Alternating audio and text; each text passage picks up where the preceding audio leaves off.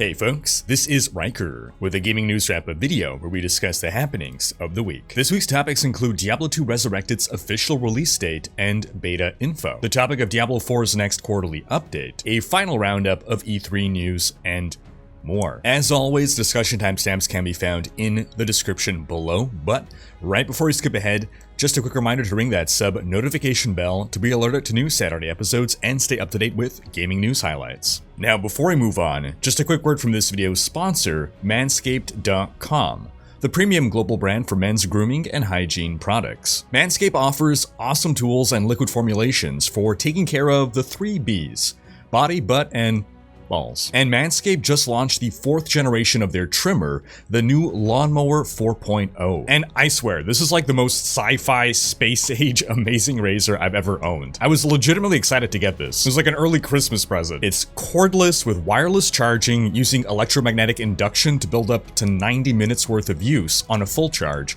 And it has overcharge protection so that it extends the life of the battery. It's waterproof so you can trim while in the shower. It has ceramic blades with skin-safe technology to help reduce nicks and cuts, because some skin can be pretty sensitive. And you have 4 trimmer guard options for your choice of hair lengths. The Lawnmower 4.0 also includes a multifunction on-off switch that can engage a new travel lock feature so that you don't have to worry about it turning on randomly and draining your battery. And Manscaped has all kinds of grooming solution products in addition to the Lawnmower 4.0, like ball deodorant, ball toner, ball wipes, and more. So check out Manscaped at manscaped.com and use code Riker20 to get 20% off, plus free international shipping. Your balls will thank you.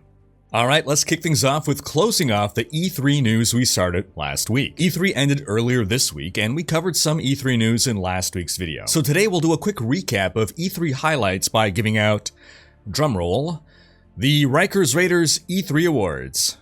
These are totally serious awards that come with this wonderful trophy that will be added in post-production. Look how shiny it is. And our first award is the I Still Don't Know Anything About This Game Award, which goes to Starfield. Because I watched the trailer and feel I don't know much more about this game than I did a year ago. We know it's an RPG, we know it'll be sci-fi, and we know you will, quote, explore with unparalleled freedom as you embark on an epic journey to answer humanity's greatest mystery. Vaguer words could not have been used. It's a game I'm looking forward to, don't get me wrong, and we do have a release date now, November 11th, 2022, exactly 11 years after the release of Skyrim, which was 11/11/11, November 11th, 2011. So following this trend, Elder Scrolls 6, November 11th, 2033. We also got confirmation that Starfield is the first game to use Bethesda's Creation Engine 2, making Fallout 76 the last Bethesda game built on Creation Engine 1.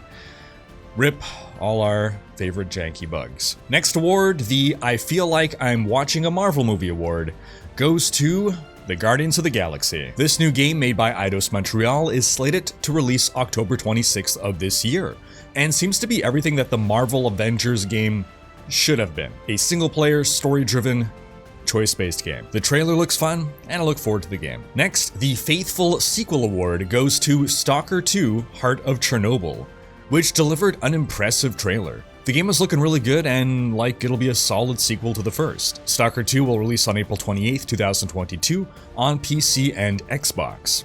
We have the Steam system requirements, and the game will require a whopping 150 gigabytes of disk space. Welcome to next-gen gaming, folks. Prepare for the SSD shortage. This video not sponsored by SanDisk. Next, the Most Honest Trailer Ever award goes to The Outer Worlds 2, for acknowledging that they really have nothing of substance to show, while making fun of other game teasers that amount to nothing more than title drops. These pointless slow-motion shots make everything seem cool and should bolster pre-sale numbers. No release details, or any kind of details really, but the first game was pretty good, and hopefully they have a bigger budget now to make a bigger sequel. Next, the Best Left 4 Dead Sequel Award goes to Redfall, for being Left 4 Dead, but with vampires instead of zombies, and magic and guns instead of guns and guns.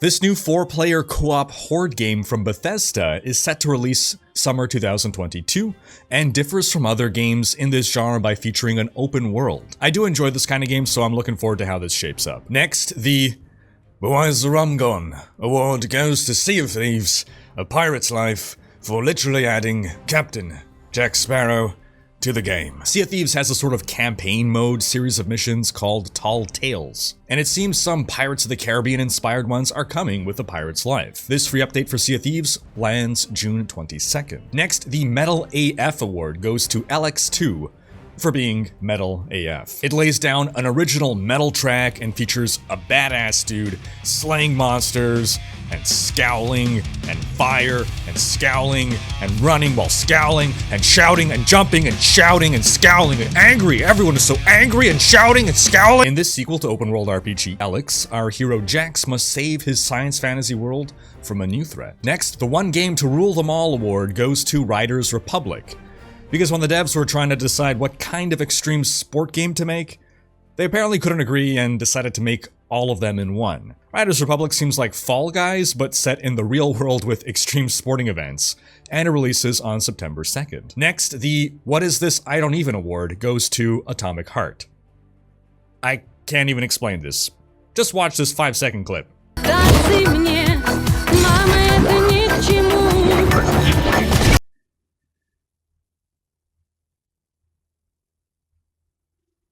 Atomic Heart takes place in the Soviet Union in an alternative reality sometime in 1955, where technology like the internet, holograms, and robots have already been invented. I really enjoy well thought out alternate history stories, so I'm cautiously optimistic about this, but I don't know if I could get past the weird. Next, the Nightmare Fuel award goes to A Plague Tale Requiem. And as a fan of horror, I do mean this in the best way possible. The trailer to the sequel to A Plague Tale Innocence is haunting. That rat tsunami imagery, vaguely reminiscent of The Shining's blood elevator, will stick with me for a while. And the trailer itself is equal parts repellent, because it's a trailer you can smell, and hauntingly beautiful, with sequences reminiscent of Ari Aster's Midsommar. The game itself is set to release in 2022. Next, the Chaos Award goes to Stranger of Paradise, Final Fantasy Origin, for achieving the greatest amount of chaos per minute in a 2.5-minute teaser video. I'm here to kill chaos. Looks like chaos has been waiting for us. I want to kill chaos. You sure chaos is here? This is the Shrine of Chaos. Chaos. We're here to kill chaos. I become chaos. And lastly, the We Actually Showed You the Stuff You Guys Came Here For award goes to the Xbox and Bethesda Showcase for showing the most actual trailers and gameplay. For a full recap of all E3 reveals, you can check out this website, link in the video description. Alright, moving past E3 news and onto some Cyberpunk news. After almost 7 months post-release, Cyberpunk 2077 is finally returning to the PlayStation Store next week. After a rough launch, the game was removed from the PlayStation Store on December 17th, 2020. But Sony has now confirmed that it will be relisting the game starting June 21st. They do add a warning, however, quote, "Users will continue to experience performance issues with the PS4 edition, while CD Projekt Red continues to improve stability across all platforms. SIE recommends playing the title on PS4 Pro or PS5 for the best experience." On to some Lost Ark news. Last week we learned that the game is launching in the West this autumn. And after some closed alpha tests, we've now learned that beta will likely begin in July. After seeing the list of countries, though, that the game is coming to, some prospective players were disappointed to realize that their countries may be excluded. And so petitions were started to bring the game to more countries. Apparently, Amazon is working with Smilegate to see what it can do about bringing the game to more regions, so fingers crossed that VPNs won't be the only way to play. But in the meantime, to counter the hype, concerns about the game being pay to win have been heating up. I'll have a better handle of this when I play the game myself and see the monetization model and experience the rate of progression. But speaking from secondhand research, reading what other people are saying, it seems that a lot of the pay-to-win stuff was fixed in the Season 2 update. Apparently, a lot of negativity that is expressed about the game is from people who only played Season 1. and so a lot of the criticisms are no longer up to date. However, that's not to say the game isn't pay to win at all, just that the situation seems to have improved. Players are reporting that there still is some pay to win, but it's not too bad. You can still play the game completely for free by grinding a couple hours a day. The leveling from 1 to 50 journey is allegedly fun regardless of whether you spend money or not, and once you reach mid to late game, the difference between spending money or not is how quickly you progress. That is, people who don't pay money will end up at the same destination as those who do, just slower. I personally still don't like the system. I understand that the game is free to play, but I would rather spend money on cosmetics and not on progression-related expenses. I certainly still have interest in checking out Lost Ark, but it's difficult for me to imagine it being a game I would play in the long term given that business model. On to some quick World of Warcraft news. At long last, patch 9.1 will finally be releasing June 29th. Now, typically WoW expansions have 3 major patches, and a new expansion launches every 2 years. Shadowlands launched at the end of 2020, and it's taken half a year more for the first major patch, which is behind schedule relative to past expansions. Players are wondering whether there will only be 2 major patches this expansion, like with Warlords of Draenor, or whether the next expansion will be delayed to 2023. Now, if Blizzard has to pick between the two, they'll most likely ensure that expansions remain on schedule due to the obvious revenue implications. On to some Diablo news, starting with Diablo 4. We learned during E3, yep, I never expected it, but we got Diablo news during E3, that the next Diablo 4 quarterly update is slated to launch later this month, which was expected. But we got extra information in that we know it will focus on characters and character art. On Reddit, community management lead PezRadar further stated that the update will be asset heavy. Quote, "The art team have put in a good amount of work on the blog." Now, I've talked about crunch versus fluff before, terms that come from tabletop gaming to distinguish between mechanics and flavor. I'm setting my expectations for this quarterly update to be heavy on the flavor side, without much crunch content, which I know can be disappointing to some people who want to hear more about game mechanics. Just understand that these updates aren't just for the super hardcore theory crafting game mechanics folks. They're for everyone, and so they're gonna touch upon different aspects of the game in different updates. On to some Diablo 2 Resurrected news. The leak we reported last week was proven true. D2R releases September 23rd.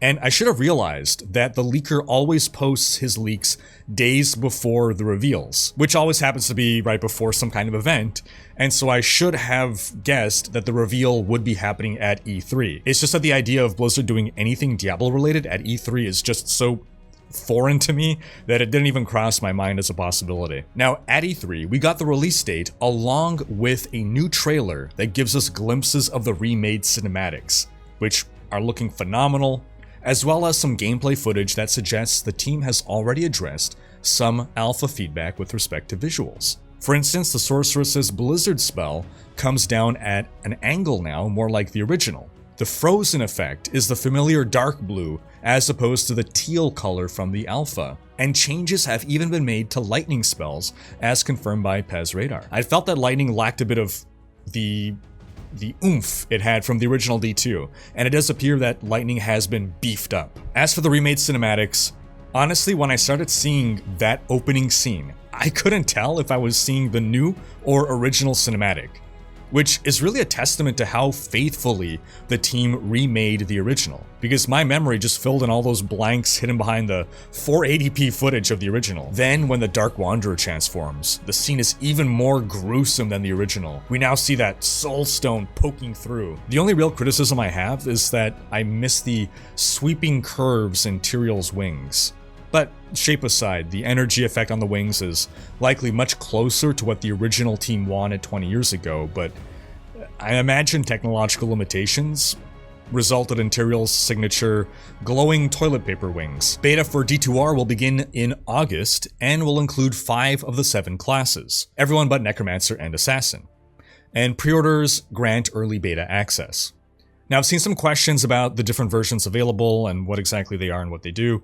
So, very simply, Diablo 2 Resurrected is just that, just the game plus a Diablo 2 themed cosmetic in Diablo 3 as a pre-purchase bonus. The cosmetic itself will release at a later time. Then the Diablo Primeval Collection includes D2R as well as Diablo 3 Expansion Reaper of Souls, and the Diablo 3 Necromancer pack, and 2 Diablo 2 themed cosmetics for Diablo 3. And then the other option, the Primeval Upgrade, is for people who already own some of what's in the Primeval collection, allowing you to get the rest, but at a reduced price. We also got last weekend the release of Carbot's Diablo 2 Episode 23, in which we go smash the Soulstone. And lastly, in some quick Diablo 3 news, the PTR has begun. Ethereal items are in the game and are actually more cool than I expected. As they are modeled after Diablo 2 uniques, they also have fixed attributes that are meant to convert Diablo 2 affixes into Diablo 3 terms, which is a really cool way to break up the typical D3 affix meta.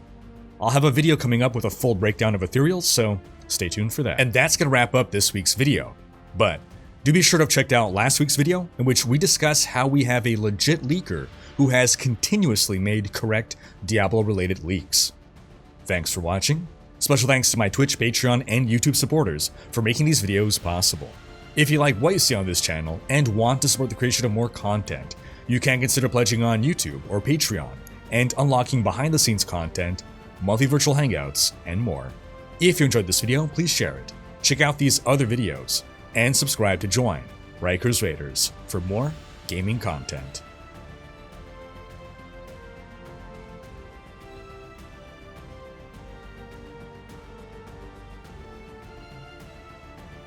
Chaos.